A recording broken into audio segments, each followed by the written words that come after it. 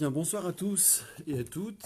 Nous voici repartis pour la Mishnah numéro 5 du traité Avot. Une Mishnah qui sonne comme un deuxième épisode, deuxième sur deux, puisque depuis la Mishnah dernière, nous avons abordé une série de tandems. C'est une paire de leaders, de maîtres leaders, qui est à l'œuvre. Le premier tandem était et est Yossi ben Yorezer, maître de Tsereda, et Yossi ben Yohanan, maître de Yerushalayim. A priori, il s'agit bien de la Jérusalem que nous connaissons. La cible, le sujet général dans ces deux enseignements, parce qu'en réalité, on réalise très vite que ces deux enseignements se cumulent, se complètent, se font écho, peut-être éventuellement, dans une certaine mesure, se contredisent. Ça fait partie de ce que nous devons analyser. La première thématique, c'est la maison. Ces maîtres se sont intéressés à la maison. Et la dernière fois, je vous renvoie donc à la vidéo précédente, nous avions étudié la Mishnah qui cite Yossi ben Yorezer, maître de Tsereda, et qui disait que ta maison soit un lieu de réunion pour les sages. Attache-toi à la poussière de leurs pieds et bois avec avidité leurs paroles. Notre travail, c'est un travail long, un accouchement, passant par les classiques, puis le Maharal de Prague, moyennant un questionnement qu'on a essayé de rendre le plus avisé possible, eh bien nous avait montré qu'il s'agissait, pour ce maître, de développer un modèle d'élite. D'abord, il s'adresse à une classe aisée, il faut pouvoir recevoir les sages, et à cette élite, il s'agissait de dire que la sagesse devait être, elle, le maître de maison. Et qu'une sorte d'humiliation, soumission s'imposait au maître légal de la maison, le Bar Labaït, de sorte que peut-être devait-il en récolter une élévation personnelle. Nous avions cité la dialectique du maître et de l'esclave. Mais quoi? Cette première Mishnah semblait en réalité parler d'amour. L'amour de la sagesse, boire avec avidité, l'amour des sages qui explique qu'on leur donne la place, et ce modèle de l'amour inconditionné, agapé, s'opposait à un modèle plus simple, en apparence plus primaire, mais non moins nécessaire, qui est ce que j'appelle le modèle carotte et bâton, donnant-donnant, le modèle de la crainte, en somme. Et ce que nous avons voulu tenter, enfin non pas de démontrer, ce que nous avons posé comme hypothèse, c'est que ce premier tandem propose un modèle à deux vitesses, l'un sur le mode du modèle supérieur, premier paragraphe du schéma, confère Maïmonide, où amour et crainte se fondent en un seul sentiment religieux ultime, en un seul sentiment dans le rapport à la transcendance. Et donc, on agit par amour pour cette transcendance, et la crainte n'est jamais que la crainte de déplaire. Et l'autre modèle, le modèle du deuxième paragraphe du schéma, donc je me répète un peu, vous m'excuserez, où récompense est promise en cas d'action positive, châtiment ou conséquences néfastes est promise, catastrophe éventuellement, dans la suite des actes négatifs. Donc, le donnant-donnant, un modèle qui se fracasse à un moment donné, qui ne colle pas au réel, qu'il est compliqué en réalité, même si il est efficace sur le plan de la masse. Une note de contexte à l'époque nous indiquait que ces maîtres ont eu à réagir à une crise très grave qui porte un nom un peu conventionnel, qui est l'hellénisation, en marche.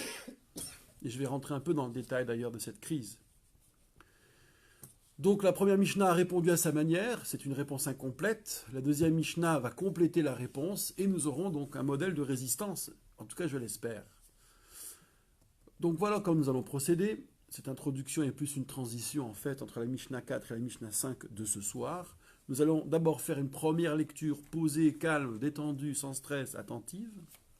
Vous verrez que cette Mishnah obéit à la même structure, 3 enseignements, 3 maximes en une, mais avec un appendice dont il faudra déterminer qui est l'auteur et pourquoi cet appendice apparaît. Ensuite, quelques éléments biographiques. Je vais revenir sur cette notion de tandem et sur le contexte historique, en tous les cas, ce qu'on peut imaginer en savoir. Ensuite, retour sur la Mishnah avec un questionnement plus sévère. J'évoquerai, comme maintenant à l'accoutumée, nos fameux commentateurs classiques. Au-delà de le Maharal de Prague, que je place toujours quelque part au-delà, en tout cas dans la démarche, et puis ce qui nous permettra, à force de presser tel et tel commentaire, à force de produire des synthèses, de trouver une trajectoire qui vaudra pour nous synthèse.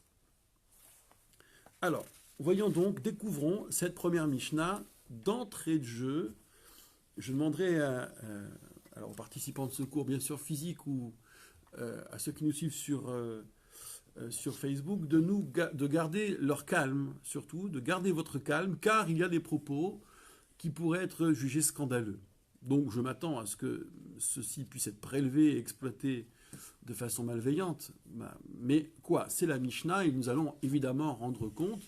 Donc il va falloir travailler jusqu'au bout, que nous nous écoutions jusqu'au bout, sans quoi c'est la fin des haricots. Alors, c'est la Mishnah numéro 5 du premier chapitre dans votre petit ouvrage. C'est édition Colbo, donc. C'est à la page 10 pour l'hébreu et 11 pour le français. Yossi ben Yohanan, ish Yerushalayim Omer. Yossi, fils de Yohanan, homme de Jérusalem, c'est-à-dire maître de Jérusalem, figure c'est bien, de Jérusalem, disait, il avait l'habitude de dire. Donc je ne reviens pas sur ce que cette habitude de dire signifie en termes de centralité de l'enseignement. Et d'ailleurs, de Yossi ben Yohanan, nous n'avons que cela. On n'a pas grand-chose sur lui. Alors les trois maximes, donc. 1. Yehi betcha patuwah la revacha. Que ta maison soit, donc ça fonctionne comme la première Mishnah, enfin la Mishnah précédente, ouverte, patuwah la revacha, vers le large, au plus large même. Très largement ouverte. Deuxièmement, vehiyu aniyim bene vetecha. Et que les pauvres, ani c'est le pauvre qui est humble, que la misère rend humble, Ranav, l'humble, et le Rani, c'est la même radicale, semble-t-il.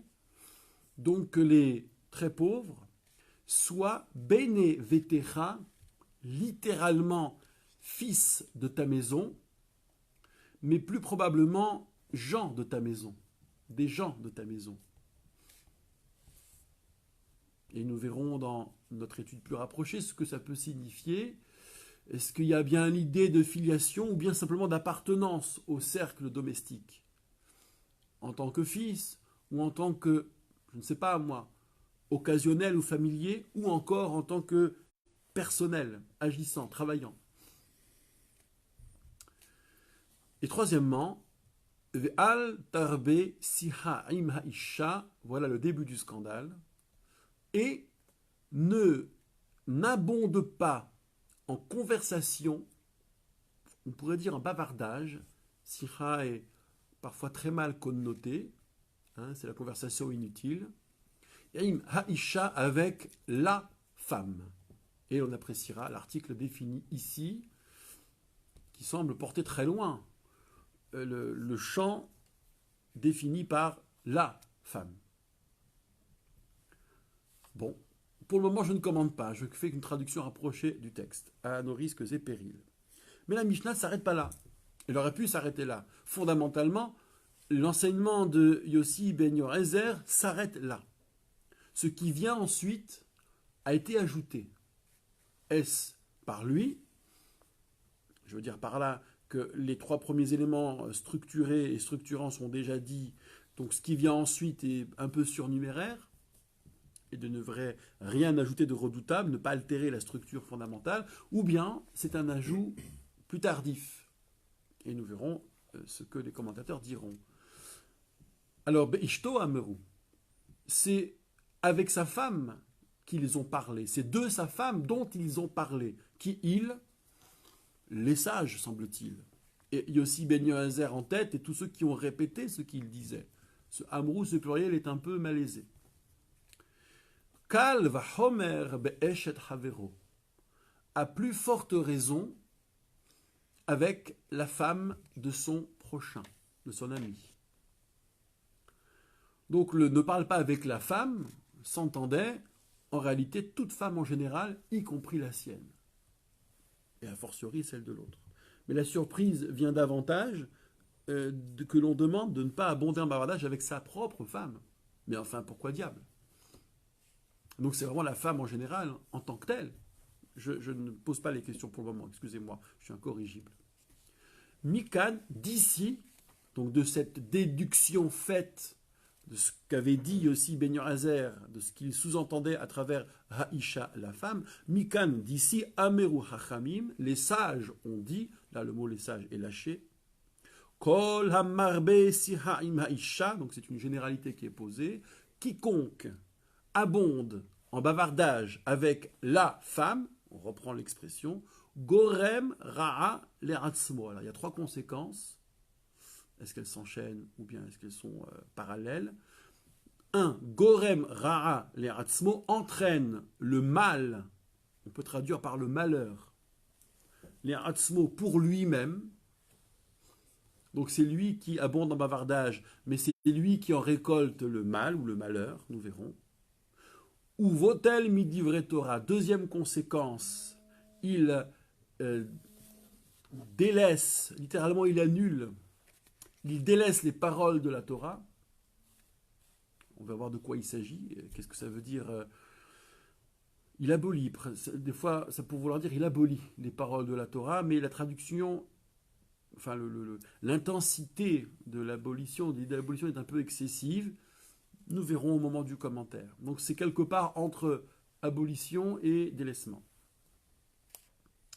Vesofo Yoresh Gehinam. Et sa fin, et à la fin, lui, Yoresh Gehinam, il hérite alors de la géhenne, Gehinam, traduisez comme vous voulez, purgatoire, enfer, bref, un lieu peu agréable. Est-ce qu'il s'agit d'un arrière-monde? Ou bien est-ce qu'il s'agit d'un enfer sur la terre? Là, la question se pose. Voilà pour une première lecture. Donc, il y a deux constats immédiats. Ce qui saute aux yeux tout de suite, c'est le déséquilibre rendu par l'impendice qui vient se jeter là et qui nous emmène loin du sujet. Et je reviendrai sur l'impression de hors sujet général, point par point. Et puis surtout, cet anathème posé sur le bavardage des messieurs avec les dames et la gravité qui est mise voire même le tragique qui est mise dans ce fait, qui sont mises dans ce fait.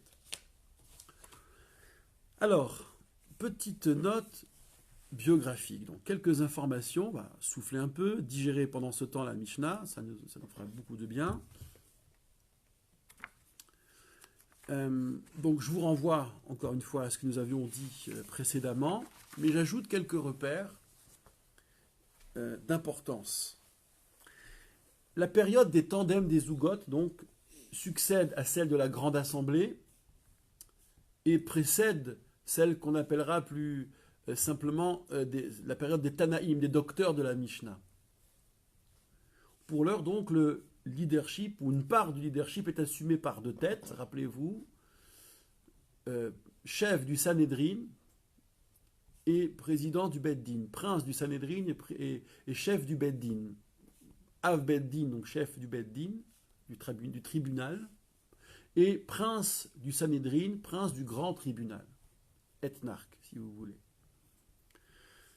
Alors, je ne vais pas clarifier ces deux notions, parce que là, c'est beaucoup de travail qui a été accompli ici et là, et donc au fur et à mesure, nous y reviendrons, mais pour le moment, cette période, un bon siècle, un gros siècle en tout, suit quasiment à peu de choses près la période des Hashmonaïm, des Asmonéens, ces rois qui, depuis l'épopée et la révolte de Hanouka, vont régner, alors qu'ils sont prêtres. Et grosso modo, dans cette période, un bon siècle disais-je, il y a il y a un découpage assez facile, binaire. Une première phase où l'hellénisation est rampante, on est après Alexandre le Grand et les quelques monarques qui ont succédé à l'un de ces diadoques, la dynastie des Séleucides, pour ce qui est de la région. Donc hellénisme rampant, nous verrons dans quelle proportion, et clash, révolte des Maccabées, Maccabim en hébreu, et pour l'essentiel, donc, les premiers de cordée, comme dirait l'autre, ce sont les Hashmonaïm, cette famille de prêtres. Hashmonaïm. Et la deuxième séquence, c'est l'instauration, le développement du pouvoir de ces Hashmonaïm qui vont effectivement devenir rois, se prendre au jeu. Ils n'ont pas fait que restaurer la royauté, ils se sont mis sur le trône au point de faire que se confondent la prêtrise et la royauté. Et ça, c'est non seulement inédit, semble-t-il très prévisible. Je pense que les prêtres avaient vraiment envie de prendre les choses en main, voire d'en découdre. Nous verrons ce que ces tensions peuvent signifier. Et qui sera jugé très sévèrement dans l'histoire, semble-t-il. Les sages prendront leur revanche. Le sort aussi, entre guillemets, prendra sa revanche. La dynastie va très mal finir. Je vous renvoie pour cela au livre des Maccabées, à Flavius Joseph et d'autres, bien sûr. Alors, voilà le contexte, enfin, en tout cas, le cadre général. Je n'ai pas dit tout du contexte. Yossi ben Yorezer et Yossi ben Yochanan, ce premier tandem, sont appelés par ailleurs les Ashkolot, les vignes. C'est une très belle image pour parler d'eux. Ces vignes qui donnent du bon vin. Et avec leur mort, avec leur disparition, à ces deux-là, ce premier tandem, on dira d'eux, Talmud, traité Teruma et dans d'autres occurrences, qu'avec eux sont abolis, disparaissent les Ashkolot, les vignes. Ça veut dire les enseignants de qualité très supérieure.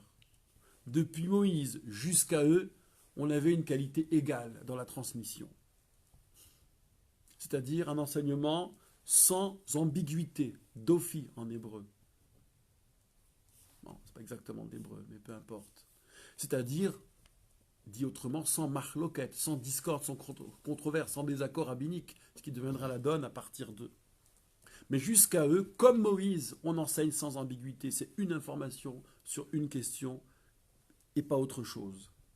Et donc, ce qui est intéressant, c'est presque un jeu de mots, et peut-être c'est voulu, dès lors que disparaissent les Ashkolot, commencent les écoles. Eshkol, école, c'est-à-dire les écoles de pensée nées de la marloquette, en l'occurrence.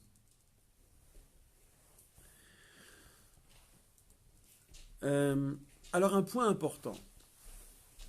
Comment le Talmud demande, mais comment dis-tu que, donc c'est Temura 16.2, 16b, comment peux-tu dire que Yossi ben Yorezer et Yossi ben Yochanan ont enseigné comme Moïse, sans dofi, sans ambiguïté, sans controverse? Voici que l'un s'est mis à penser qu'il ne fallait plus faire la position des mains, vous vous rappelez, le fameux premier débat, le même sujet de débat qui court sur les 5 tandems, enfin sur les 4 tandems, puisque il a les Shammai, eux vont s'en donner à cœur joie, et c'est le dernier tandem.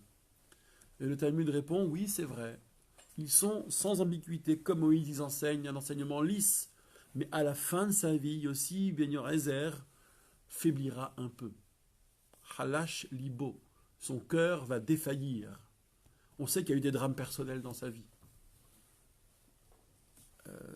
De quoi effectivement déprimer.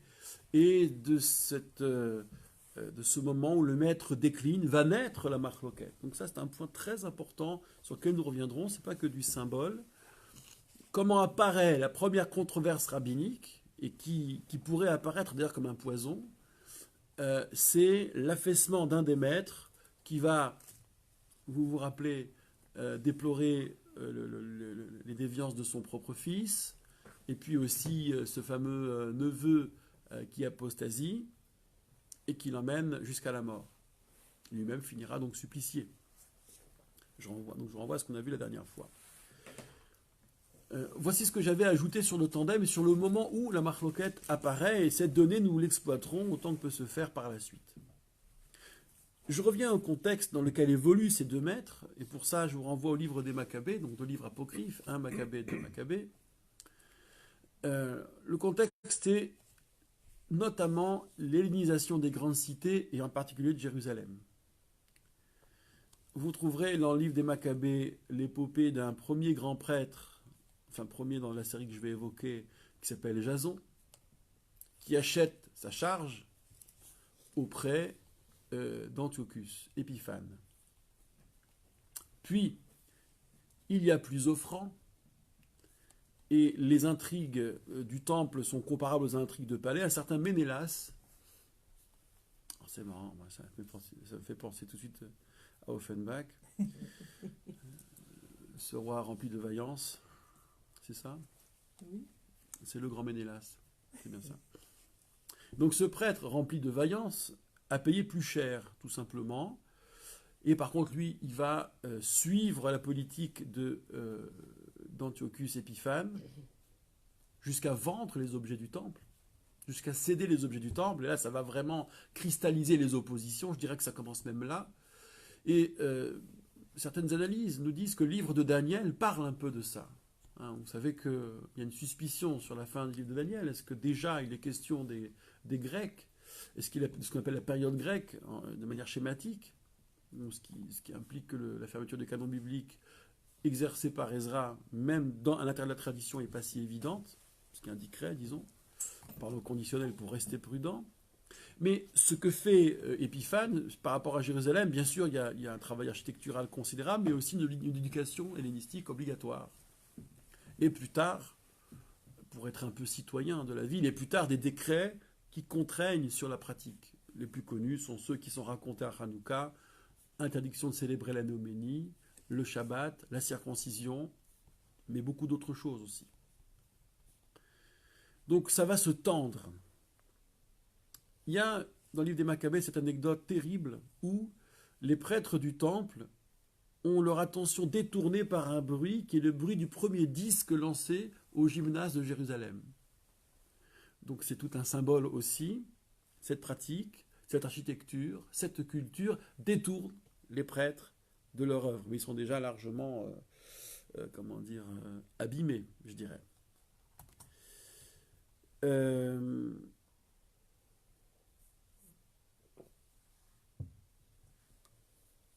Alors, les villes de nos deux maîtres du tandem, Tsereda et Yerushalayim, ça a été cité pour dire d'où ils viennent, mais ça a aussi son importance. Tsereda, ça se trouve en Samarie,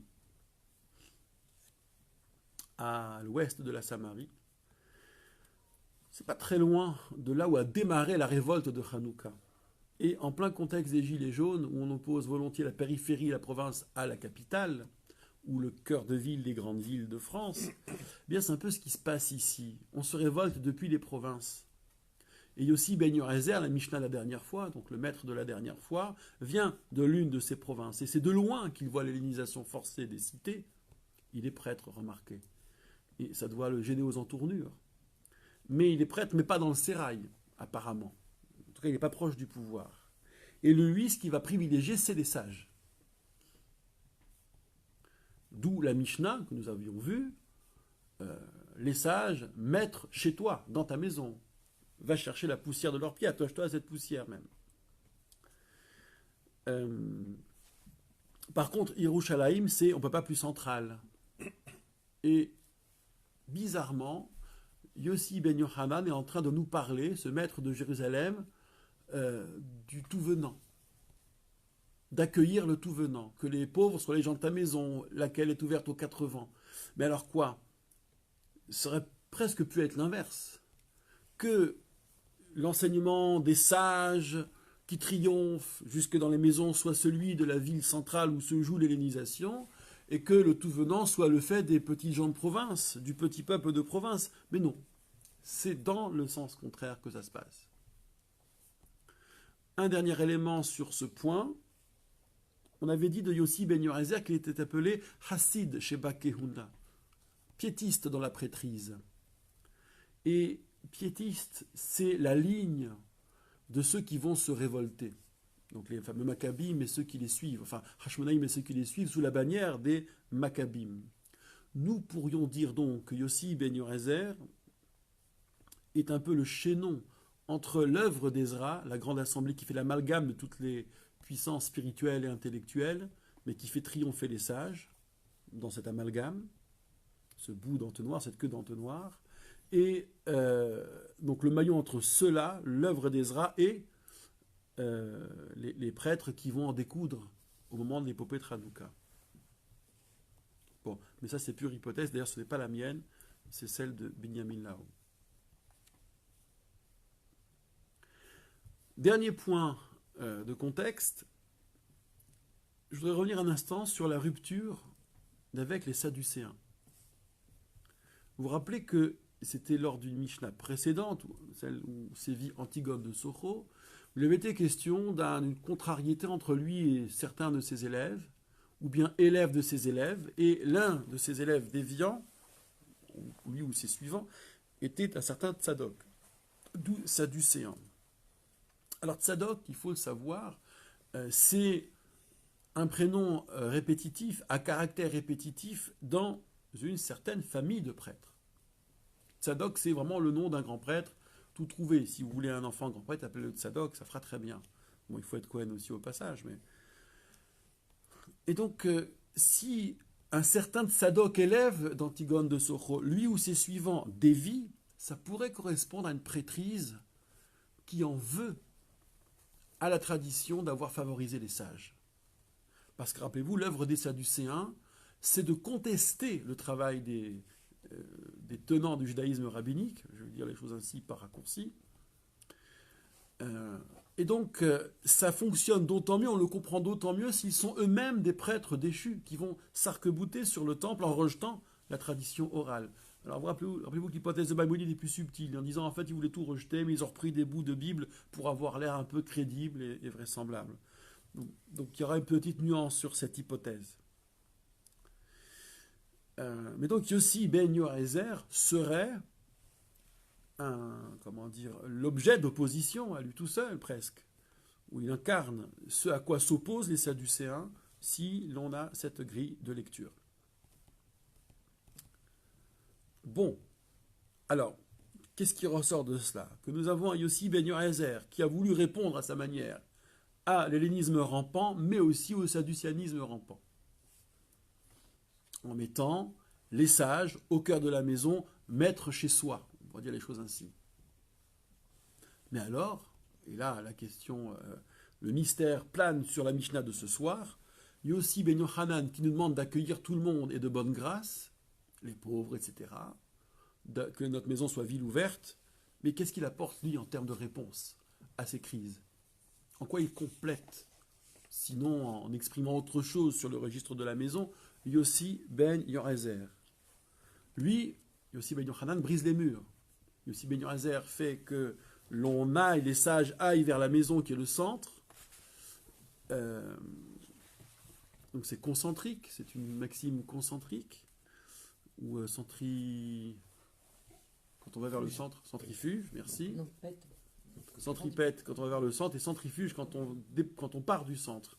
Donc la maxime centrifuge, c'est Yossi ben Yochanan qui dit, depuis l'intérieur, il faut en soi donc développer un mouvement vers tout ce qu'il y a dehors. Et donc ça brise les murs, en tous les cas ça les ouvre aux quatre vents.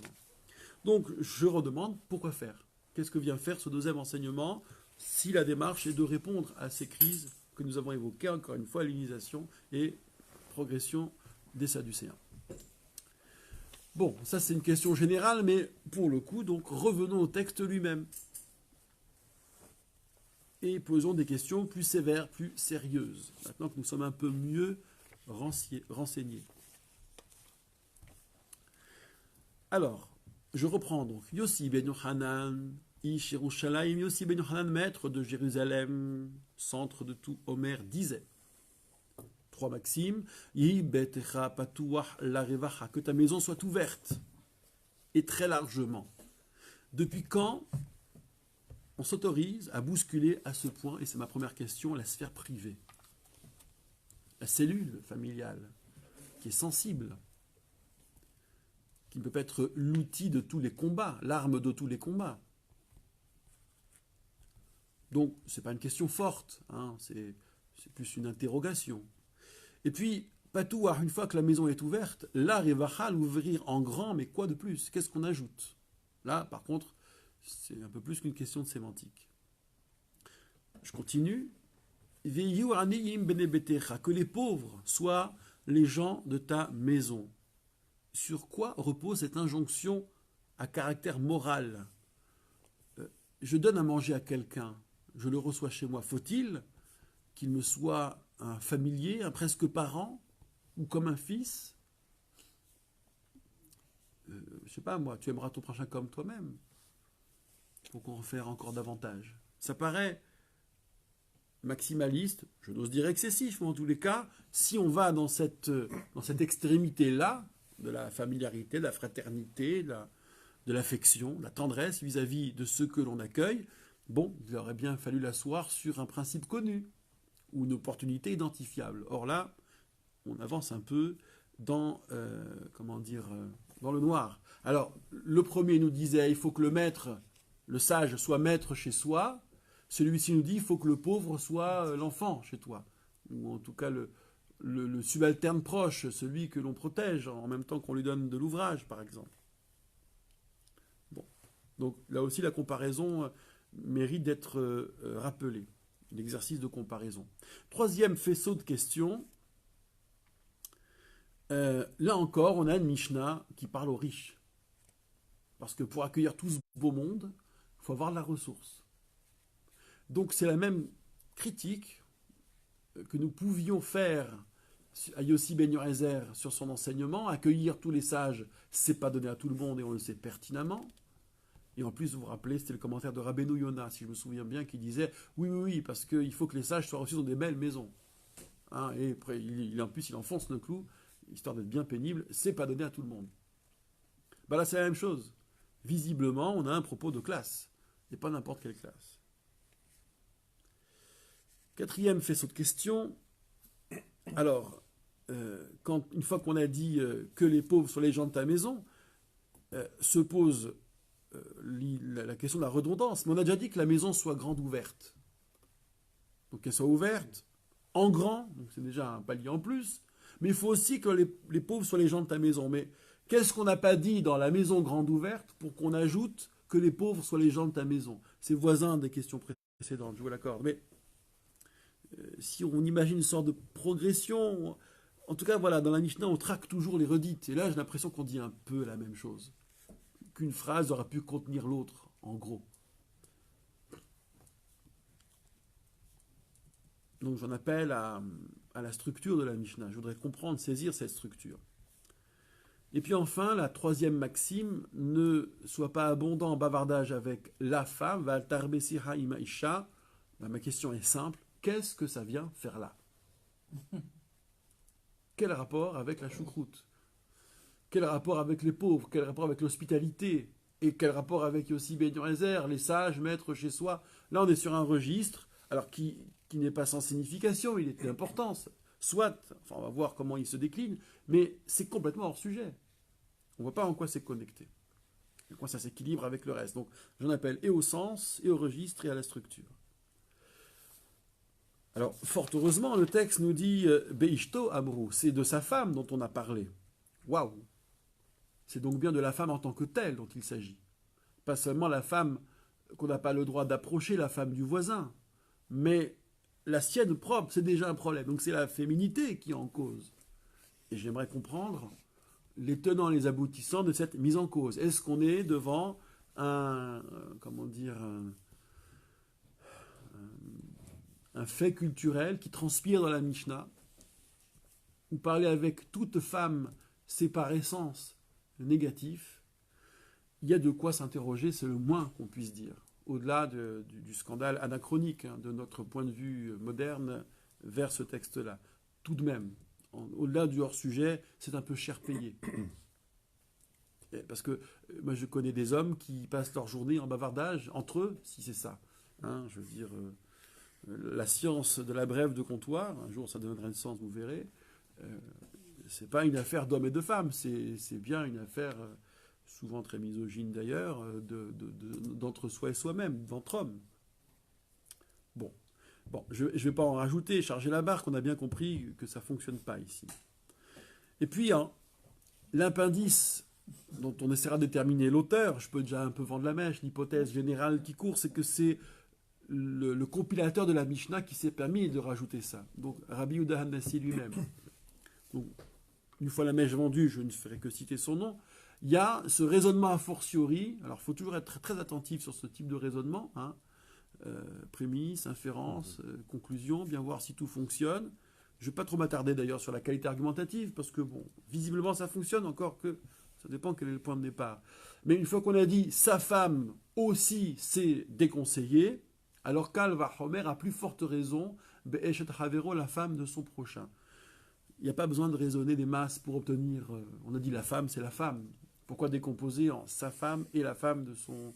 Et a fortiori la femme de son prochain. Il lui fallut dire la femme de sa propre femme aussi, qui était moins évident. Mais bon, je ne vais pas trop épiloguer là-dessus, mais je soulève quand même la question. On se déplace encore un peu plus en dehors du sujet. La question de la femme adultère, Georges, si tu nous regardes, la question de la femme adultère est encore un sujet un peu plus annexe, encore un peu plus extérieur à notre préoccupation principale. Et puis le fait même de cette digression, de cet ajout, c'est pas à toutes les Mishnayot que Rabbi s'amuse à ajouter des choses. Donc on peut gager que c'est pas une coquille de copiste par exemple, que c'est un choix délibéré et qu'il est même essentiel au propos général de cette Mishnah. Reste à savoir comment, pourquoi ici il y a cet appendice. Bon, voilà ma rafale de questions. C'est non exhaustif, évidemment. J'ai relevé quelques points chauds. J'ai peut-être, biais cognitif oblige, omis certains points chauds. Ça viendra avec le temps. Hein. J'ai toujours beaucoup d'émerveillement à chaque fois que je suis cueilli par des questions que je n'ai pas vues sur des textes que je fréquente depuis très longtemps et en abondance. Mais c'est comme ça, on peut être cueilli par des questions devant lesquelles on est passé sans les voir, sans même leur dire bonsoir. Alors, maintenant, synthèse des classiques. Nos classiques chéris. Alors, c'est Bertinoro, Rashi, Meiri, je les livre dans le désordre, Rivash, Rashbatz, Rabbeinu Yonah, Rabbeinu Bechaye, Sforno, et puis plus récent, plus proche de nous, Tiferet Israël. Je vous avais promis, Blineder, un petit document pour vous les permettre de les situer géographiquement et historiquement. Donc c'est à l'œuvre, c'est un peu long, mais c'est nécessaire. Mais voilà, c'est les compagnons de route de Pirkei Avot, Maharal de Prague exclu, qui, encore une fois, mon Maharal chéri, est à part. Alors voici ce qu'on trouve au niveau des classiques. Donc là, je vais prendre sentence par sentence et vous livrer les familles de commentaires. Hein. Je vais être schématique pour la bonne marge de notre travail. Puisque moi, ce que je veux en dégager, c'est accomplir un voyage avec eux. Donc ils sont là, nos compagnons de route. En tout cas pour un moment de la route. D'abord, la maison ouverte en grand, qui fait écho à la maison de réunion de Yossi Ben Yoazer, destinée, elle, aux sages. Là, c'est la maison ouverte en grand. La question que se sont, semble-t-il, posées tous ces braves commentateurs, c'est à qui ouvert? Qui est la cible de cette ouverture en très large? Et vous aurez là deux familles, grosso modo. D'un côté, les voyageurs ou les pauvres, ceux qui n'ont pas où aller ou manger, donc ça va être la dimension sociale. D'un autre côté, ceux qui insisteront pour dire c'est tout le monde, expressément tout le monde, riche comme pauvre.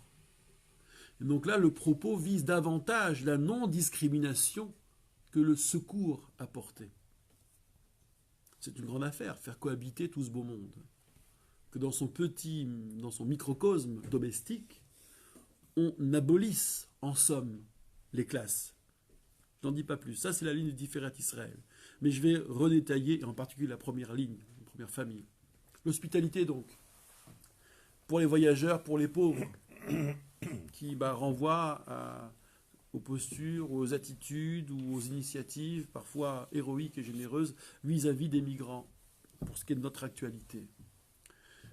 J'ai souvent à cœur de rappeler ce din, cette loi talmudique. Qu'est-ce que c'est que l'hospitalité? C'est donner, bien sûr, à manger, à boire, mais aussi à se laver et à dormir. Et donc aujourd'hui, donner la pièce, c'est pas exactement l'hospitalité. On reçoit assez peu chez soi. Donc nous sommes dans des sociétés, du point de vue du critère talmudique, mais toute chose égale par ailleurs. Mais si je voulais être un peu scandaleux, et je le suis volontiers, très inhospitalière. Structurellement très inhospitalière, comparativement, quoi. Mais bon, là je frise la polémique, mais elle est nécessaire, me semble-t-il. Alors, sur ce registre de l'hospitalité, cette maison grande ouverte, ça renvoie à au moins deux personnages très connus, et les mentions qui en sont faites, parfois les confondent, parfois les distinguent, parfois les mettent en rivalité. C'est Abraham d'un côté et Job de l'autre.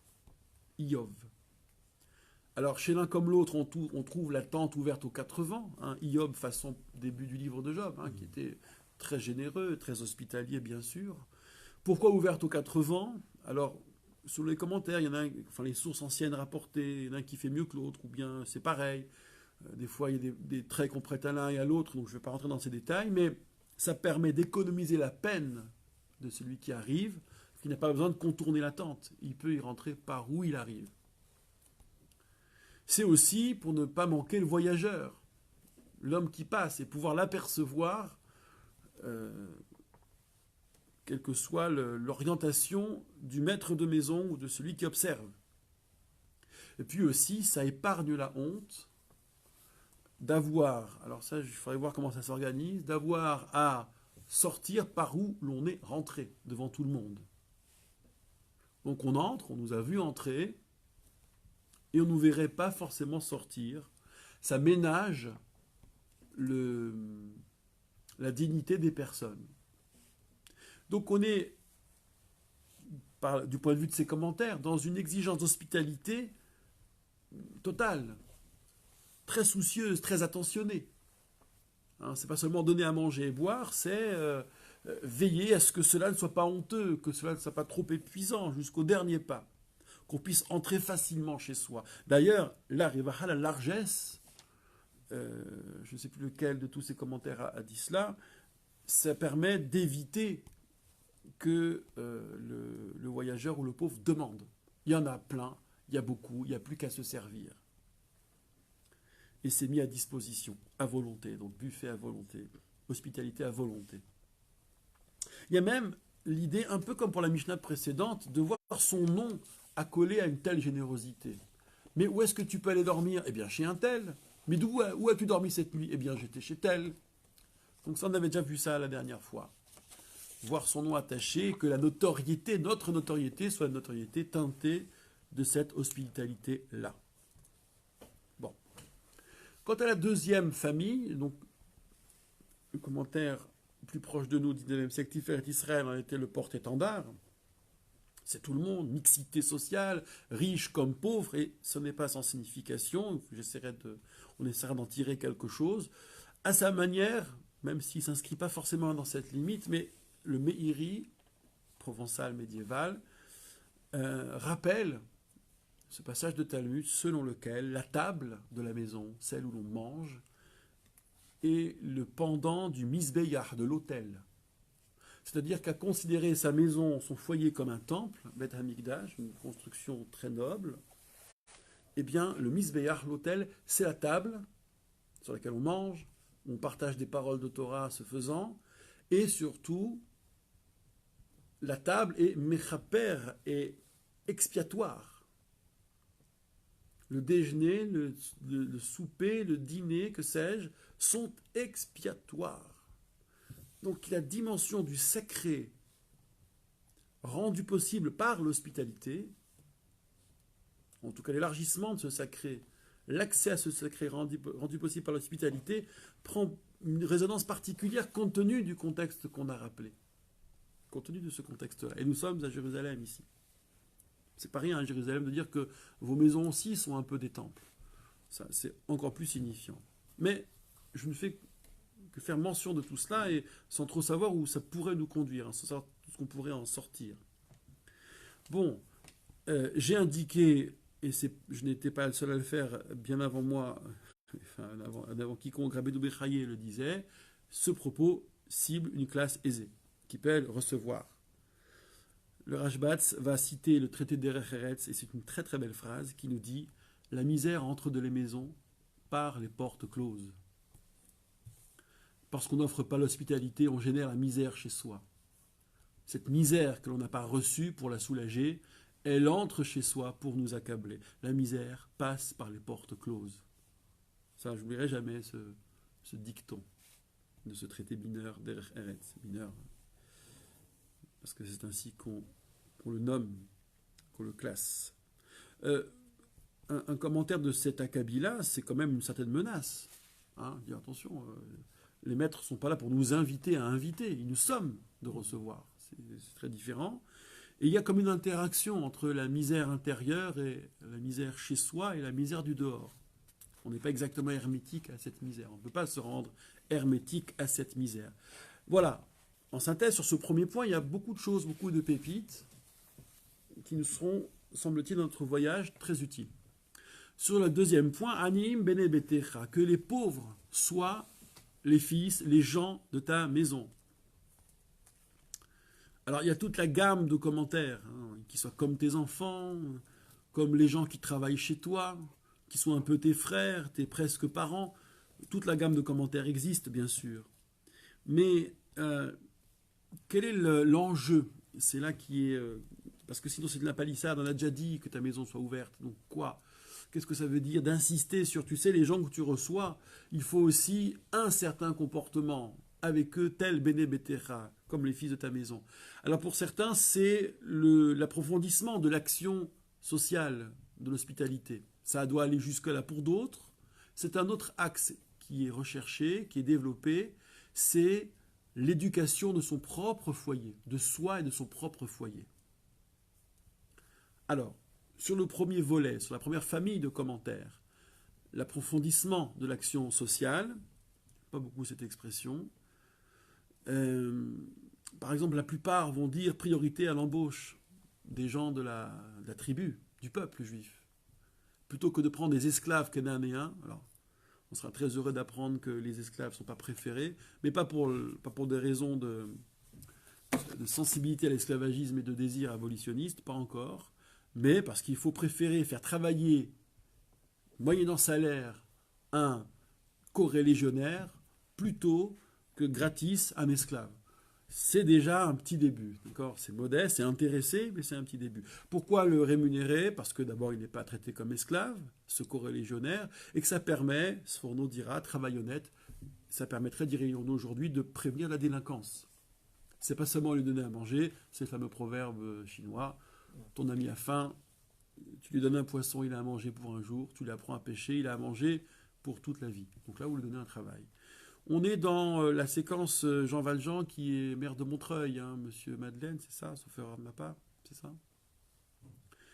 Bon. En même temps, cette priorité à l'embauche, cette discrimination à l'embauche, on va dire les choses ainsi, ethnicise le propos. Que les pauvres soient les gens de ta maison, ça veut dire embauche les pauvres. Donc certains pauvres, bien sûr. Ça développe, ça permet de développer l'identitaire, la sensibilité identitaire, la pratique identitaire. C'est-à-dire la sensibilité par la pratique identitaire. Sur le Bene Betecha, les gens de ta maison, toujours sur ce registre de l'approfondissement de l'action sociale en direction des plus nécessiteux, ce que tu manges, il faut qu'ils mangent la même chose, qu'il n'y ait pas de hiérarchie visible, qu'on ne se sente pas inférieur quand on vient manger chez toi. Qu'ils soient donc des familiers, que ton lieu soit notoirement un lieu d'hospitalité, on l'a déjà dit. Développe l'amitié pour les mettre à l'aise. Sois vraiment leur pote, d'accord, proche d'eux. Et nous verrons que cette donnée, elle est déjà un peu en transition avec ce qui va suivre, et d'une très grande importance. Certains ajoutent, et tu auras aussi le bénéfice, le mérite de leur avoir fait faire les louanges après avoir mangé, Birkat Amazon. Je me souviens d'un commentaire d'un de mes maîtres, le Chafetz Chaim, qui disait que les pauvres sont les gens de ta maison, c'est une invitation à la tolérance. Que les pauvres soient comme les enfants de ta maison. Ton enfant apprend à parler, apprend à lire. Tu ne vas pas lui imposer un Birkat Amazon très long, la prière après le repas. Il fera ce qu'il pourra. Il le dira comme il le dira. Il est là pour apprendre. C'est un enfant. C'est le tien qui plus est. Eh bien, les pauvres, pareil. Les pauvres, c'est-à-dire, y compris les pauvres en savoir. Donc, c'est une invitation à non seulement recevoir, ne pas ségréguer dans l'hospitalité, mais qui plus est à toujours démontrer de la patience, de la bienveillance, très exactement comme on la développerait et naturellement avec nos propres enfants. Bon, c'est un enseignement très précieux. La deuxième famille de commentaires sur les pauvres gens de ta maison, c'est ceux qui considèrent qu'il y a ici une mesure éducative, avec un enjeu très fort, éduquer les siens à l'humilité. S'attabler avec les pauvres, cela nécessite, et développer avec eux une cordialité systématique, ça nécessite de se débarrasser en soi de toutes les constructions sociales, de toutes les constructions personnelles qui nous distingueraient d'eux.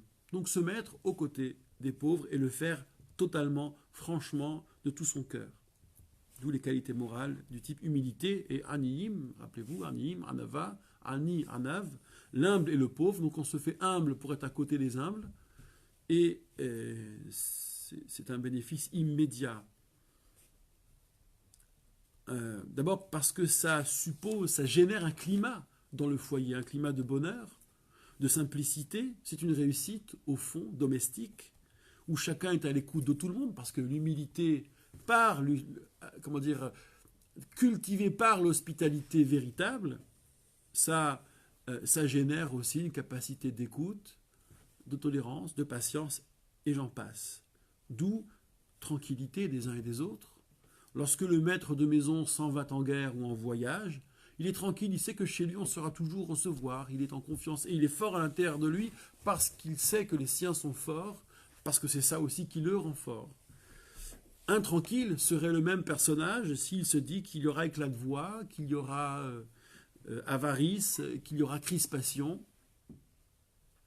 Et donc ce projet que les pauvres sur les gens de ta maison engage toute la cellule familiale, se rendre disponible à l'expérience de la misère, se rendre accessible à l'expérience de la misère, voilà quel serait l'engagement de toute une cellule. Le Maharal de Prague approfondira cela, nous le verrons dans quelques instants. Enfin, le troisième point dans ce parcours des classiques, n'abonde pas en bavardage avec la femme, et qui plus est donc sa propre femme. Le Meiri dira d'entrée de jeu, le Maharal approfondira, c'est pas la femme en tant que telle qui est visée, mais comment l'homme, et on va essayer de voir qui est cet homme, enfin ce qu'il est, comment l'homme se comporte avec elle. Donc, il faut être bien clair là-dessus, même si on trouvera des mots malheureux chez des commentateurs anciens, évidemment, mais il faut être aussi raisonnable avec ce propos et pas tout de suite lui chercher querelle. C'est un comportement vis-à-vis des femmes qui est stigmatisé, pas a priori les femmes en tant que telles. Et on va s'en expliquer.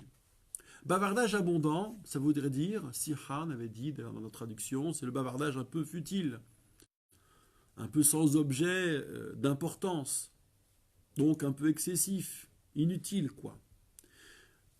Alors il faut que je vous précise que dans l'apocryphe Avot des Rabbi Nathan, le Beishto Ameru, c'est de sa femme dont ils ont parlé, est écrit ainsi, Beishto Nida Ameru. C'est de sa femme indisposée, et dans les registres de l'époque, pure et impure, donc rendue impure. Je mets des guillemets bien sûr et ne développe pas cette thématique maintenant. C'est de celle-là dont ils ont parlé. Alors comment fonctionne le raisonnement ensuite? Kalva Homer Bechet Ravero, a fortiori avec la femme de l'autre, c'est si déjà ta propre femme indisponible, mais parfois disponible, on te demande de mettre un bémol, de ne pas trop bavarder, à plus forte raison pour une femme qui serait totalement indisponible, où la tentation serait peut-être plus grande. Bon. Là aussi, ce genre de raisonnement ont peut-être leurs failles, il faudrait les reformuler et les évaluer. Mais Donc pourquoi ce serait sa propre femme, Nida, ce serait un problème? Parce que le bavardage amenant au registre plus intime, je vais dire les choses cash, c'est lui qui tente de susciter l'excitation libidinale chez elle, et comme elle est indisponible et entend le rester, alors c'est soit il passe outre, donc la Torah est sévère sur ce point, soit il ne passe pas outre avec elle, mais avec une autre, qui ne lui serait pas moins autorisée. Et c'est ce que l'appendice va donc développer. Kalvachomer, Bechet Ravero, à plus forte raison avec la femme d'autrui, etc. Bon, mais les commentateurs n'ont pas retenu cette option de Avod et Rabbi Nathan. C'est Beishto Amrou, sa femme tout court. Ils ne sont pas rentrés dans cette précision-là. Et donc pour Rabbeinu Bechaye, c'est un exemple d'abus parmi d'autres. En fait, c'est la question de l'abus ici, de l'excès, plus que de l'abus, qui est l'enjeu. Et la femme n'est qu'un exemple. Alors je ne comprends pas très bien ce qu'il a voulu dire à ce niveau-là. Le Meiri rappelle, en citant le Talmud, que pour un sage, la conversation facile, détendue, décomplexée avec les femmes est méprisable. Ce sont les codes évoqués dans le Talmud. Quel est l'enjeu derrière ça? J'ai trouvé 3 familles d'enjeux. La première famille, la plus évidente, c'est la morale des mœurs. Bon, donc je n'ai pas besoin de vous faire un dessin. La deuxième famille, c'est celle qui dépeint un enjeu intellectuel, presque mental, à savoir inviter à la sobriété, inviter le sexe dit fort, à la sobriété vis-à-vis du sexe dit faible, on peut dire du beau sexe, ce serait plus, même si c'est pas moins condescendant, un peu plus aimable, eh bien c'est inviter ces messieurs à une certaine sobriété. Et en plus de l'élévation morale, la disponibilité à la sagesse. Voici le gain de cette sobriété. Et ne pas se dépenser dans le bavardage. Vous me direz à ce compte-là, ça vaut avec tous les sexes, et pas seulement avec le beau sexe. Et puis, la troisième famille d'enjeux chez les commentateurs, c'est la recherche d'équilibre affectif et psychologique. Équilibre affectif nécessaire dans l'engagement, dans l'ouverture, dans l'action sociale. Dans l'engagement pour tous, donc. Par exemple, quand la Mishnah dit, en l'occurrence, quand l'appendice commence par dire Beishto Amrou, c'est de sa femme dont ils ont parlé, c'est pour tordre le cou à une hypothèse qui aurait été la femme misérable, la pauvresse qui vient chercher à manger. Si j'en étais resté à ne parle pas avec la femme, même à celle-ci, je n'adresse pas la parole, même pour tendre l'oreille, même pour soulager sa misère, qu'elle mange, mais qu'on ne se parle pas. Non, Beishto Amrou, c'est de sa femme dont ils ont parlé. Et du bavardage inutile. En l'occurrence, le bavardage, la conversation qui permet de soulager la misère et la détresse, celle-ci n'entre pas dans le champ de l'anathème. Mais donc, c'est beaucoup plus fin qu'il n'y paraît, c'est que pour s'adresser à cette détresse, cela requiert une très grande, je dirais, maturité intérieure, et notamment maturité libidinale.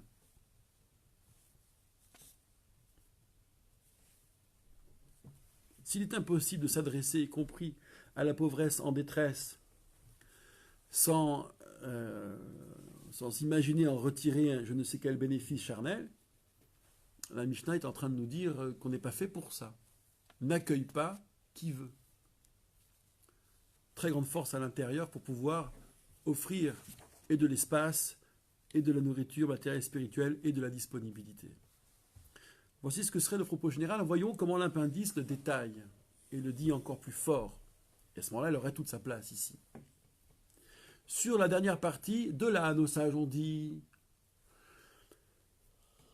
c'est la suite et la fin de l'appendice de la nos sages ont dit, quiconque parle beaucoup avec la femme entraîne le mal pour lui-même, 1, délaisse la Torah, 2, et à la fin hérite de l'enfer, 3. Je dis l'enfer par pure provocation, évidemment, ça ne convient pas. Pour finir sur ces classiques, j'aimerais savoir dans cet appendice qui est cet homme dont on parle. Qui est-il? Il y a un personnage auquel je pense.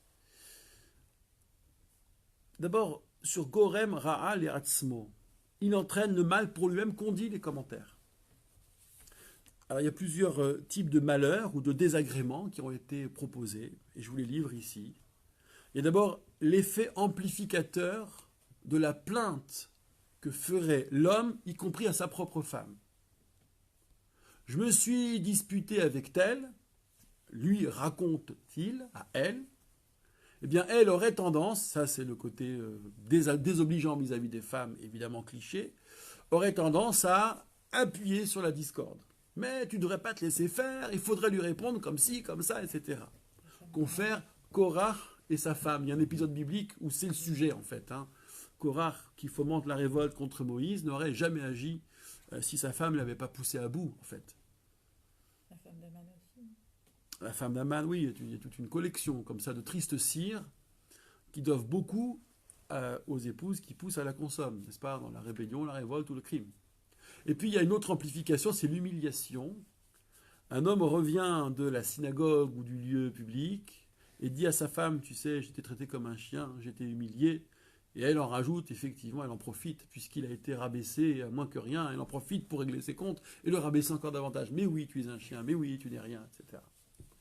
Donc, les commentateurs qui se font l'écho de cet enseignement plus ancien sont peu amènes avec les femmes, parce qu'ils considèrent que, c'est tout à fait cliché évidemment, qu'on ne peut pas se plaindre comme ça. C'est pas la peine de chercher à être materné. Je le dirais de manière plus avantageuse ainsi, c'est pas la peine de chercher à être materné. Ou alors, si on le cherche et qu'on est déçu au détour, faudrait pas, compte tenu du cliché, s'en étonner.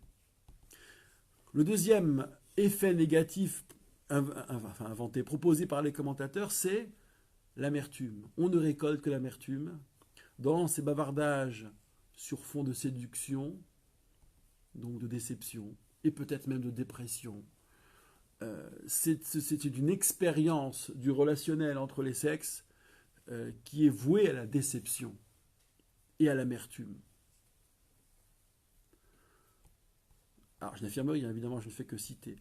D'autres évoquent la régression morale,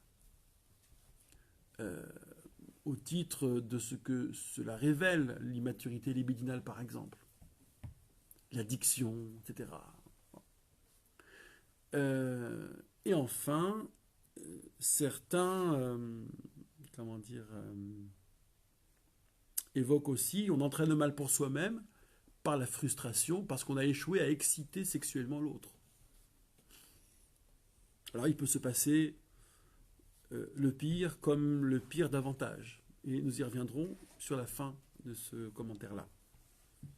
Bon, la deuxième conséquence, Botel mit Torah, il délaisse les paroles de la Torah. Alors c'est soit il perd son temps alors qu'il aurait pu le consacrer à l'étude, donc c'est le très classique et en même temps contemporain dans le langage Bitul Torah, ou bien c'est la violation des commandements. Les paroles de Torah ici, s'entendant comme les commandements, donc ça ferait allusion à des transgressions majeures, au-delà de la seule perte de temps.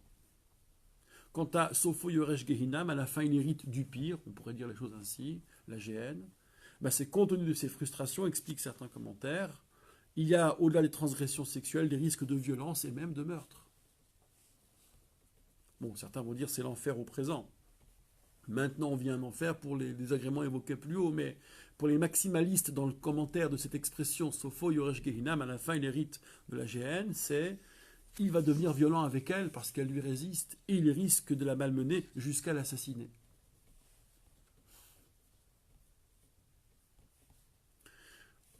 Donc du coup, bien que tous ces commentaires n'aient, je pense, pas la moindre sensibilité féministe au sens où on entendrait aujourd'hui, on voit bien que le problème se déplace un petit peu. Que le zoom est fait, que l'accent est mis sur les excès du libidineux, de l'homme immature et quelque part trop faillible, trop addict par voie de conséquence. Et là, un portrait se dessine. Ce glissement vers une sorte d'addiction, ce besoin d'être materné et d'enchaîner ainsi les bavardages au bavardage, ça me rappelle, ça me fait penser à un Don Juan malheureux. Un Don Juan malheureux, c'est presque un euphémisme, parce que si vous lisez ou relisez cette pièce prodigieuse de Jean-Baptiste Poquelin, dit Molière, posez-vous la question, je vous invite à le faire, est-ce que cet homme est heureux ou malheureux? Vous voyez bien qu'il est dans une course morbide, dans une course à la sensation forte, aux produits puissants, aux surpuissants, qu'il se dessèche aussitôt qu'il a conquis, qu'il a besoin de passer à autre chose ou de connaître une autre tension. Et puis, il y a cette rencontre avec son père qui est terrible, qui intervient par le narratif, et puis en direct, il y a une scène avec son père, où à la fin, il consent à duper son père. Il y a deux scènes avec son père. Son père, au début, qui vient le réprimander, lui dire tout le mal qu'il pense de lui, qui le renie quelque part, mais que, voilà, compte tenu des codes aristocratiques, il n'a pas d'autre choix de lui laisser porter son nom. Et puis, vous avez cette scène où Don Juan se rabiboche avec son père, fait semblant en réalité. Donc là, il se fait... c'est un Tartuffe cynique, beaucoup plus adroit que le Tartuffe manipulateur de la pièce. Et Sganarelle sera outré de cette manœuvre, mais le dédain potentiel, si Don Juan dit la vérité, s'il ment, tout va bien, mais s'il dit la vérité, le dédain réel, pas potentiel de son père, renvoie à une autre absence, c'est celle de sa mère. On ne sait rien de la mère de Don Juan.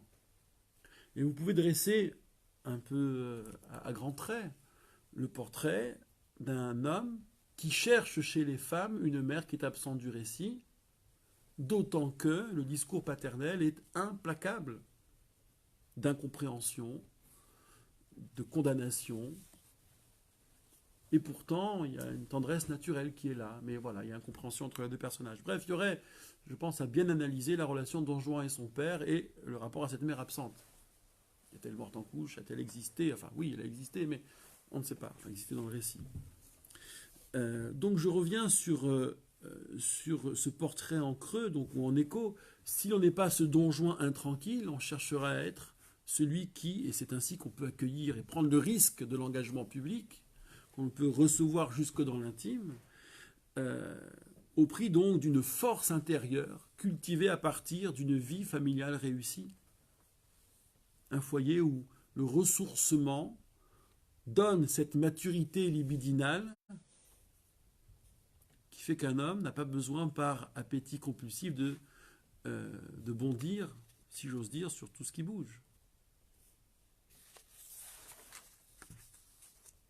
Voilà comment je pourrais sérieusement, grâce à nos classiques, prendre en charge ce passage. C'est même pas moi, c'est eux, d'ailleurs. Demeure un peu du mystère de cet appendice. Pourquoi cette précision? Pourquoi ça ne vient pas en premier? Puisqu'après tout, dans l'enchaînement des idées, il s'agirait d'être prêt pour recevoir. Et donc l'affaire de ne pas d'être tranquille avec le beau sexe devrait venir avant la capacité d'ouvrir sa maison et de recevoir les pauvres. Bon. Là, ce n'est pas une question qui nous empêchera de dormir la nuit, mais tout de même, quitte à être cohérent, il semblerait que les choses ne soient pas dans l'ordre. Bon, je constate donc, avant de passer au Maharal de Prague, que là où la première Mishnah nous disait « le sage doit être maître chez toi », la deuxième est en train de nous dire « il faut d'abord qu'il y ait un chez toi ». D'accord, qu'il soit conséquent, qu'il veuille dire quelque chose. Voyons maintenant, ça c'est notre dessert, l'enseignement du Maharal de Prague.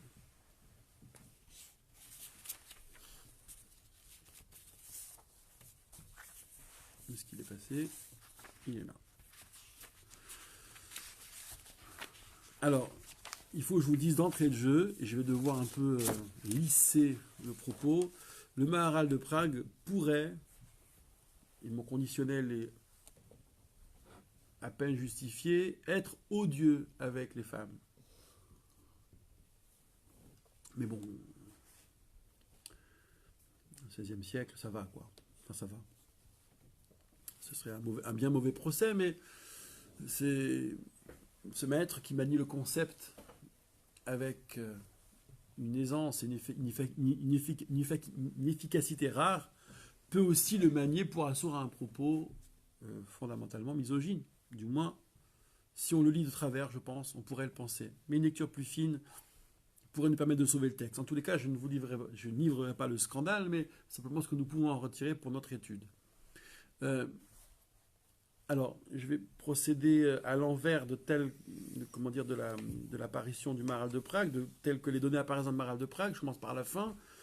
Cette affaire de femmes, pourquoi c'est mal de parler beaucoup avec les femmes? Qu'est-ce qui se passe ici? Le Maharal de Prague cite un midrash pour mieux lui régler son compte, c'est-à-dire pour mieux le rendre audible, qui est terrible dans Bereshit Rabbah 17.9, qui nous dit que Van chez Nivret, Nivra Satan Imma, dès lors qu'elle est créée, et créé le tentateur avec elle. Donc là, vous l'avez, hein, la femme sorcière, la tentatrice, l'incarnation du mal. Mais le Midrash est rusé. Il ne nous dit pas que la femme est le tentateur. Il dirait que le tentateur est créé avec elle. Et le Maharal de Prague, il n'en faut pas plus pour poser des nuances et nous dire ce que veut vraiment dire ce Midrash. Alors, attention, accrochez-vous. J'ai beau de prélever que ce qu'il y a de moins scandaleux, il y a quand même du scandale. Mais c'est des concepts maharaliens. Et même lui, d'ailleurs, il prend des précautions oratoires. En tous les cas, il prévient qu'il n'en veut pas trop aux femmes. Alors, qu'est-ce que ça aurait été s'il leur en voulait? Il nous dit que relativement, je dis bien relativement à l'homme, la femme est davantage matière. Je ne fais que citer.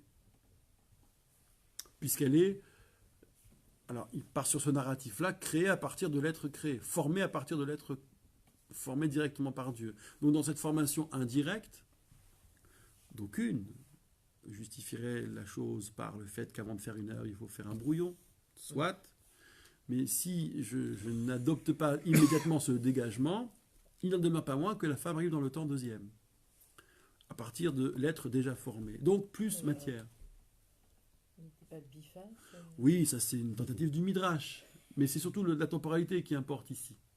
D'accord, que l'être autonome qu'on appelle femme dans le récit biblique est prélevé de cet être premier. Bon. On ne va pas tout de suite foncer dans les subtilités midrashiques et diplomatiques. Bon, alors si on est plus matière, que se passe-t-il? C'est relatif. Hein. Forme et matière, dire que l'homme est forme, la femme est matière, c'est en réalité une présentation relative. Pas des absolus. C'est pas que la femme est matière. C'est qu'elle est relativement matière par rapport à un être conçu d'abord et conçu davantage à partir de rien. Voilà, comme venant du rien. En tout cas de la terre. Et donc si on est davantage matière, je précise toujours le davantage, on est susceptible d'appeler à soi le néant. Et donc le mal vient s'y attacher. Puisque relativement à la forme, rappelez-vous la dichotomie forme et matière, la forme demeure, c'est le principe, c'est l'idée, et la matière, elle épouse des formes. La matière, elle est périssable. Donc ce caractère périssable de la matière est là où le mal vient s'attacher. Le mal est ce qui est périssable par essence. Vous vous rappelez ces éléments de langage du Maharal de Prague. Bon. Alors tant que la femme est dans le foyer, dit-il, et avec ça il dit qu'il n'en veut pas aux femmes, bien sûr. Elle est donc à sa bonne place, elle est le pilier à Akeret Habayit, elle est à sa bonne place dans le monde. Quelque part, elle est dans sa forme, dans son principe. Et quand l'homme vient l'aborder, il la déplace de cette centralité, il la détourne de ses tâches de pilier de la maison. Et le problème ne vient pas de la femme, dit-il. Ce n'est pas la femme en tant que telle qu'il faut aimer comme son propre corps, dixit le Talmud. Non. Le problème, c'est le mouvement qu'opère l'homme qui se déplace de la forme vers la matière. Lorsqu'il s'immerge dans le bavardage des femmes, ou avec les femmes, tout ça des guillemets, hein, tous les trois mots, je vais dire que c'est pas de moi, hein, comme ça ne sera pas exploité. Et bien donc il délaisse ce qui aurait dû être sa place plus conceptuelle, plus de forme, de principe, pour vivre au niveau de la matière. Donc il y a une déchéance. Pour l'homme, cette expérience du bavardage avec les femmes est nuisible, pas pour la femme. Et c'est lui qui va déchoir si cela devient addiction. Voilà pour ce premier point, très surprenant, bien sûr, du Maharal de Prague, mais je ne pouvais pas ne pas vous le citer, parce que ça va nous servir un peu dans notre construction. Pas la partie scandaleuse, bien sûr, et contextualisable, mais cette affaire de déplacement et de déchéance. Alors, deuxième point dans le commentaire du Maharal, c'est de revenir sur la dualité Yossi ben Yorazer, Yossi ben Yochanan, le fameux tandem. Vous vous rappelez la dernière fois que le Maharal avait dit que les tandems fonctionnent, alors notre synthèse était allait un peu plus loin, mais au niveau du Maharal, les tandems fonctionnent sur deux modes, amour, crainte. Et Yossi ben Yorazer a développé l'amour des sages, comme on s'attache à la présence divine, on s'attache à la poussière de leurs pieds, rappelez-vous, tandis que Yossi ben Yochanan, lui, développe ou s'exprime sur le mode de la crainte de Dieu, Yir'a. Et au fond, c'est un peu étonnant. Alors, avant de dire mon étonnement, mais comment le Maharal décline cela? Eh bien, c'est que, dit-il, s'il y a avarie, si on est pingre, si on ne sait pas être généreux, on est inapte à la crainte du ciel, ou bien cela démontre qu'on n'a pas la crainte du ciel. Si on a la crainte du ciel, on sait être humble sous le ciel.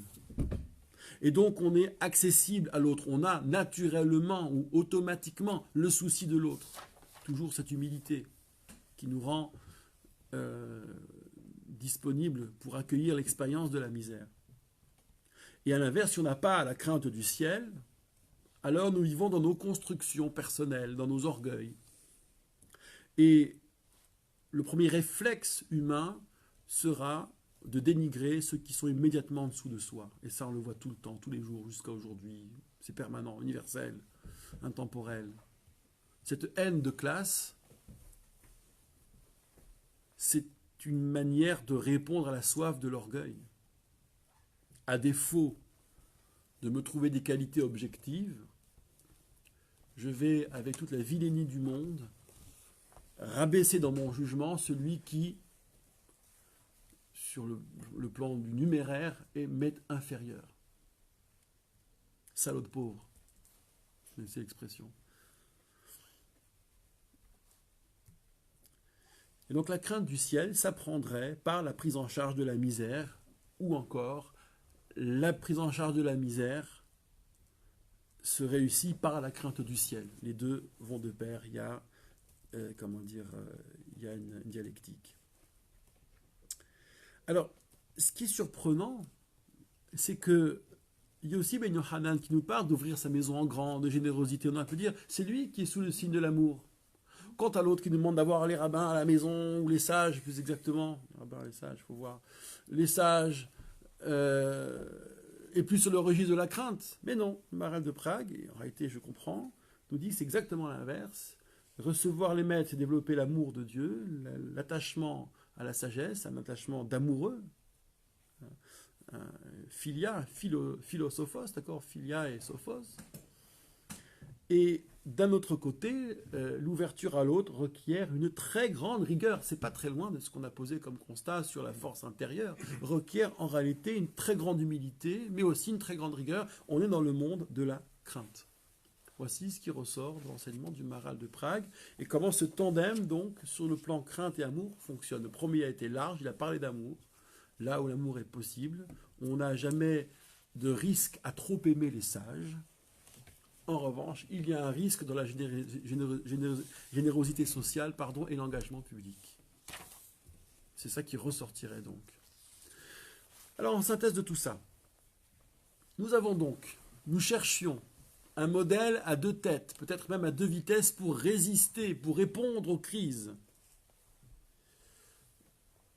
Hellénisme rampant d'une part, de manière plus hypothétique, les Sadducéens qui progressent et qui occuperont le haut du pavé sous peu.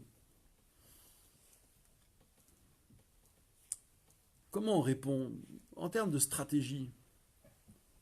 C'est pas tant la masse qu'il faut intéresser, mais la partie, la classe, pardon de reprendre cette terminologie, qui, elle, est sujette à l'hellénisation, est sujette à l'adhésion au sadducianisme et à la contestation des sages.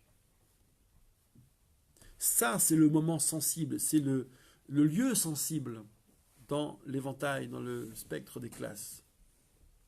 Et c'est à eux qu'il faut parler, c'est eux qu'il faut faire agir. Donc on a bien une réponse stratégique à des crises situées. En tout cas, l'hellénisme rampant est une donnée historique incontestable. Alors comment ça se décline pour le coup?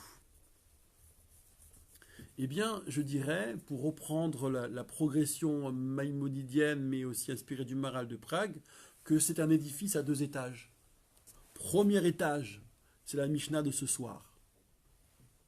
C'est la dimension carotte et bâton, la crainte, disons. Donc, c'est un peu le Maharal, mais pas que. Hein, ça va un peu au-delà. Et comment ça marche? Eh bien, il s'agirait d'être fort dans l'accueil. Mais pour cela, il faut être fort chez soi.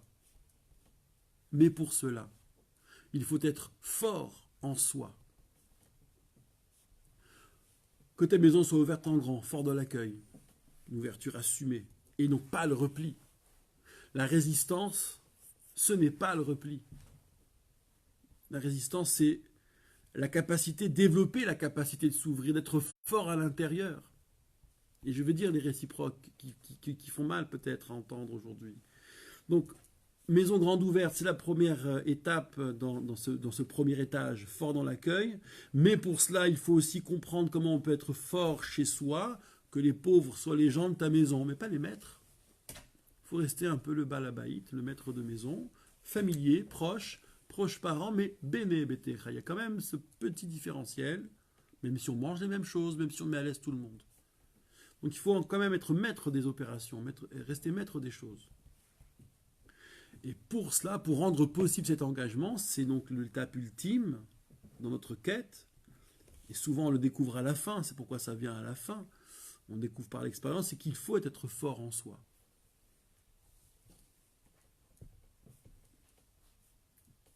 Et donc si la résistance avait été fermez vos maisons, fermez tout, que chacun se débrouille, attention à la mixité des mœurs sociales, vous ne trouvez pas votre compte, vous avez plus à perdre. Donc très bien, on ferme la maison, mais du coup, on n'apprend plus à être maître chez soi que là où c'est facile. C'est-à-dire avec son cercle restreint. Et du coup, pour prendre un tic de langage grenoblois, et du coup, on ne cultive pas, on ne recherche pas, puisqu'elle dit en troisième, il s'agit de la rechercher, on ne recherche pas cette force intérieure qui rend possible cet engagement. Et on trouve là une Mishnah qui est d'une force dans l'analyse de l'âme humaine, de notre psychologie, c'est très très parlant. Ça, c'est le premier étage. Puis vient le deuxième étage, le registre de l'amour, disait le Maharal de Prague, et dans notre parti pris, c'est le registre de l'amour inconditionné où crainte et amour se confondent. Donc c'est le beau sentiment religieux qui n'est plus carotte et bâton, où on aime et on a peur de déplaire par amour. Et là, l'enjeu, c'est effectivement se rendre disponible pour la sagesse. Que l'humiliation, rappelez-vous, on avait posé cette question, quand je me courbe pour me coller à la poussière des pieds des sages, il y avait un geste humiliant ici, une injonction qui relève de l'humiliation. Elle est consentie ou pas, enfin elle est consentie certes, mais elle est surtout vivable parce que, compte tenu du premier étage, on est fort en soi. Donc on n'a pas le sentiment de dépérir en se soumettant aux sages, ou en ne bridant pas l'amour qu'on a pour la sagesse. Rappelez-vous, cela rendait possible, parce qu'on ne peut pas rester constamment dans l'humiliation, pour la dépasser, c'est être un sage soi-même, c'était une invitation à l'élévation au rang des sages.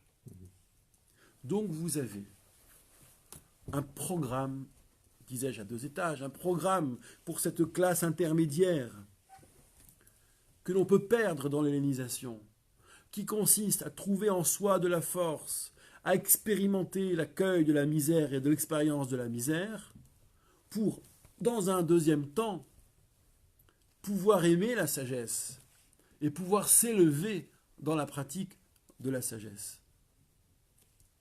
Et là, l'arsenal est complet pour résister à l'hellénisme. Il y aura de la force, il y aura de l'intelligence, il y aura de l'inspiration, il y aura du texte, il y aura de la connaissance. Et on pourra tutoyer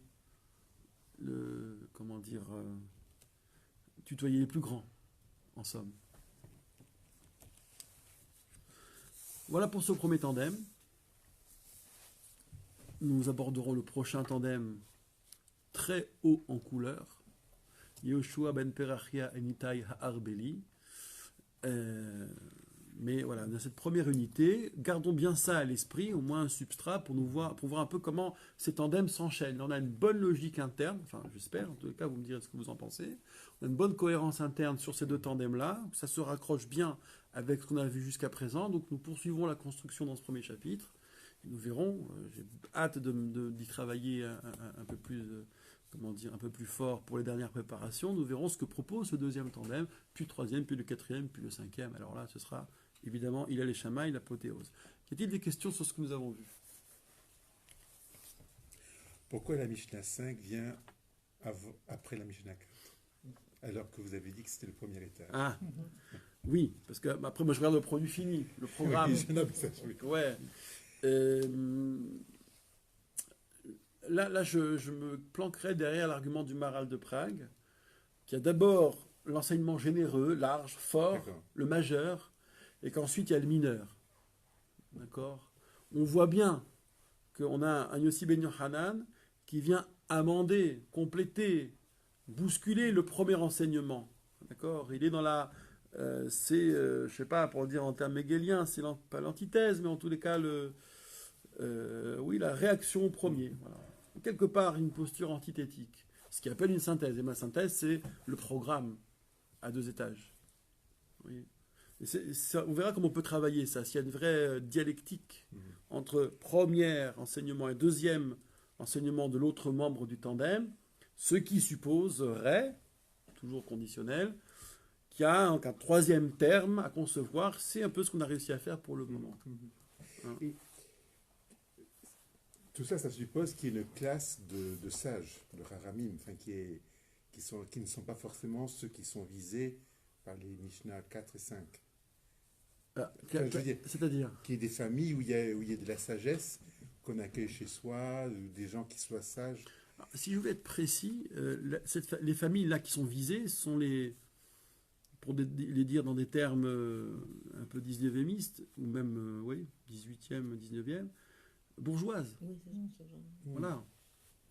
C'est peut-être l'aristocratie, peut-être pas. En tous les cas, il y a de l'aisance chez ces gens-là. On compte. Donc il y a de l'aisance. Et c'est les plus...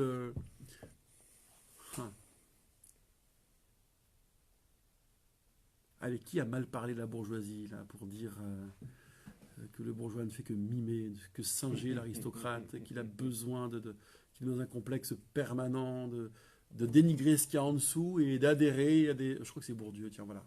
On va la jouer à la Bourdieu. Et qui a besoin de singer la classe supérieure de manière très maladroite, très vile. Et l'hellénisme offre un panel d'embourgeoisement pour pas cher qui plaît à cette classe intermédiaire. Là, je suis vraiment détestable et accablant, mais bon, c'est un petit côté... Comment ? Le bourgeois gentilhomme. Ah, pour revenir à Molière, oui, le bourgeois, voilà, on est en plein dedans. Bien sûr, monsieur Jourdain. Mais les sages, ils viennent de où ? Comment ils ont réussi à conserver la sagesse depuis Moïse ? Ils viennent d'où ? C'est-à-dire quel milieu social ? Quel milieu social Est-ce que c'est des pauvres ? Sont des pauvres qui étudient ? Vous avez tout, en fait. Ça, ce serait très intéressant de travailler la sociologie des sages. Il y a des fois on a des informations, on voit qu'ils sont très argentés, qui viennent de familles qui ont les moyens, qui ont le sou pour instruire les enfants, parce que tout ça, c'est un budget. Et puis, c'est un peu l'exception héroïque. Vous avez tel misérable, par exemple Hillel, qui n'avait rien, ou tel autre maître qui était très pauvre, qui accède à des niveaux absolument inimaginables. Donc il y a des progressions fulgurantes, mais précisément en tant que fulgurantes, qui sonnent comme des exceptions.